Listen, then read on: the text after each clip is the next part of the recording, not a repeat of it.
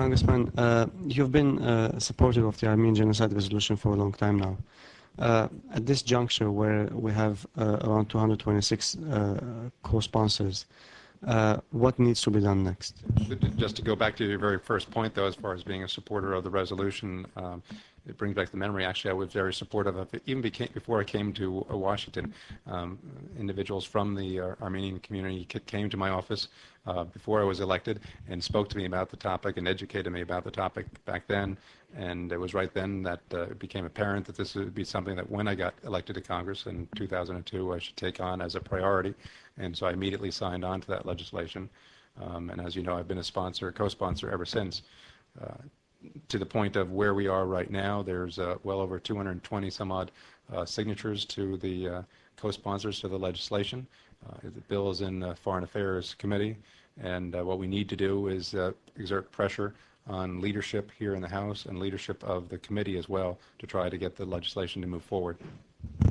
What are the main obstacles at this point? Yeah, well, the main obstacles, I think, are twofold. First, internally here in the House, and secondly, outside in, well, maybe there's threefold. Internally in the House, secondly, outside in the State Department, and thirdly, outside of that. Internally in the House, it's procedural as far as I said, the chairman of the committee has not signed on and co-sponsored the legislation, so that would be great if we could achieve that. Nancy Pelosi, the speaker, as far as I know, is not on, but certainly has never, as far as to the best of my knowledge, an indication that she's going to move it anytime soon. So that's the internal dilemma. The next external dilemma is the State Department, and as you're probably well aware, the State Department has always put up a roadblock, if you will, to this legislation ever moving. They've been an impediment all the time on this. And then I guess the third aspect of us, as far as a problem, is just the outside influences that the Turkish community, obviously, but other diplomatic efforts as well outside. There's a number of individuals, past administrations and the like, that have, in essence, joined with the State Department here to send the message to House leadership not to go forward with it. The Speaker of the House, Nancy Pelosi, she's been a supporter of the resolution for a long time. However, at this point, what do you think about, what should be done, what needs to be done, especially from on several levels, from the grassroots level to activists, etc., to what needs to be done to actually get her to support, and put the resolution to vote? Yeah, well, that's the interesting irony here, where someone can say, I'm signing on and I'm supporting something on the one hand, but then when it's within their power, not to act on it as well. I sit here as a member of Congress of 435 people. I am a supporter of the bill. I've signed on to the bill, and I've also used the power I have as a member of Congress to encourage leadership to move forward. So I use my power as I can to move it. Ms. Pelosi has taken the first step of signing on or saying that she supports the legislation. Clearly, it's within her control. Clearly, it's within her power right now, as we sit here in the afternoon, to say that this bill could be up later on today or tomorrow. For whatever reason, maybe it's ones they've already cited, she's decided not to do it.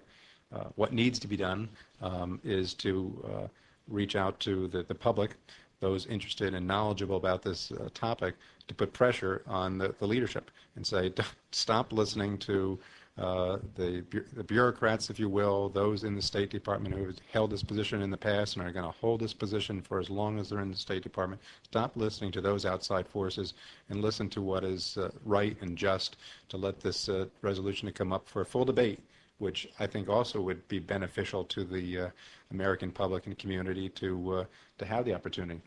Can I just spend a minute on that? Yeah. There's two aspects when you bring a bill like this to the floor and through the committee process.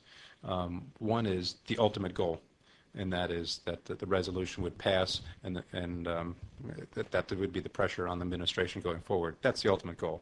But there's another element to it as well, to have the actual legislation come before the committee and come before the House and allow a debate, if you will, and if the other side, if you will, wants to debate it, fine. Let them make their arguments that this never occurred. Let them show their facts that these atrocities never occurred.